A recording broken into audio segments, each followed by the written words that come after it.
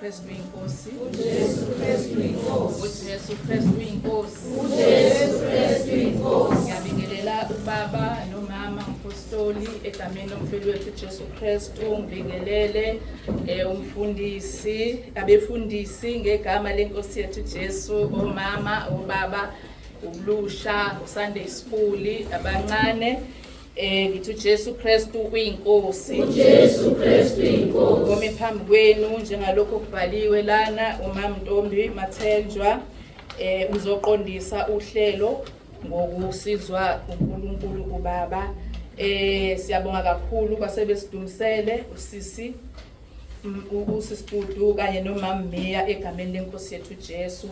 Siyambonga kakhulu kuNkulunkulu bangcwele ngomsaba omkhulu asenzele wona ngabanye ukuthi sivumelile ukuthi sikubekile ndawo konke kungumusa. Siyazi ukuthi akukho esikwazi ukuzenzela khona ngokwethu, singathanda kodwa uma uNkulunkulu wethu engazange asiphe ukuthi kwenzeke lokho asikwazi ukuthi siphumelele ukukwenza. Siyamdumisa kakhulu uNkulunkulu.